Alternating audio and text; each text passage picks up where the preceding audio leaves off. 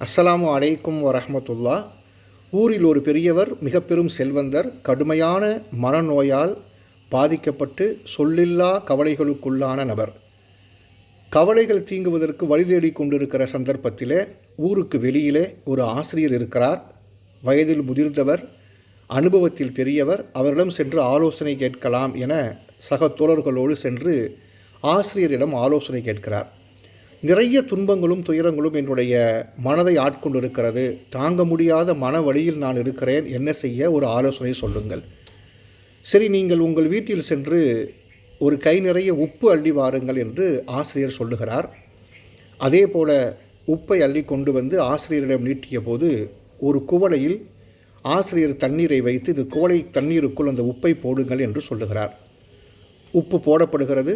சிறிது நேரத்தில் உப்பு கரைந்ததும் அந்த தண்ணீரை எடுத்து குடித்து பாருங்கள் என்று சொல்ல, அந்த பெரியவர் செல்வந்தர் தண்ணீரை வாயில் வைத்து துப்பி விடுகிறார். இது கரிக்கிறதே என்று சொல்லுகிறார்.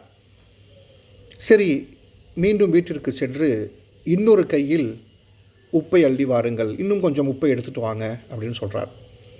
அதே போல் உப்பு எடுத்து வரப்படுகிறது. அந்த ஆசிரியர் இந்த பெரியவரை, செல்வந்தரை அழைத்து கொண்டு ஊருக்கு வெளியே இருக்கக்கூடிய ஒரு குளத்தில் கொண்டு போய் அந்த உப்பை போடுமாறு கேட்க, அந்த உப்பு போடப்படுகிறது. இப்பொழுது இந்த தண்ணீரை எடுத்து குடித்து பாருங்களேன் என்று சொல்ல, அவர் லேசாக சிரிக்கிறார். இது கரிக்காது, எனக்கு தெரியும் என்கிறார். கரிக்கவில்லை என்றால் பாதகமில்லை, குடித்து பார்க்கலாமே என்று அந்த ஆசிரியர் சொல்ல, இவரும் குடித்துவிட்டு ஒன்றும் செய்யவில்லை, நன்றாகத்தான் இருக்கிறது என்று சொன்னார். ஆசிரியர் சொன்னார், நம்மை நோக்கி வருகிற துன்பங்கள் இருக்கிறதே, துயரங்கள் இருக்கிறதே, அது இந்த கைப்பிடி உப்பை போல.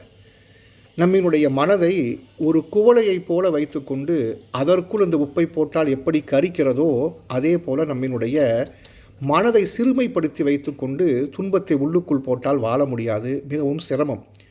ஆனால் இந்த குளத்தைப் போல, இந்த நீர்நிலையைப் போல மனதை விசாலப்படுத்தி நீங்கள் வைத்து கொண்டீர்கள் என்றால், ஒரு கைப்பிடி அளவல்ல, ஒரு மூட்டை உப்பை உள்ளே போட்டாலும் அது கரிக்காது. அதே போல் ஒரு மூட்டை கவலையை உங்கள் மனதிற்குள் ஏற்றினாலும் அது உங்களை ஒன்றும் செய்யாது.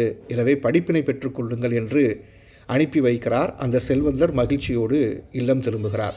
இதுதான் நம்மினுடைய வாழ்க்கையில் நம்மினுடைய கவலையை உள்ளத்திற்குள் வைக்கிற போது நம்மினுடைய உள்ளம் குவளையாக இருக்கிறதா, குளமாக இருக்கிறதா என்பதை கவனித்தால் நம்மினுடைய வாழ்க்கை செழிமை பெறும், செழிப்பாகும்.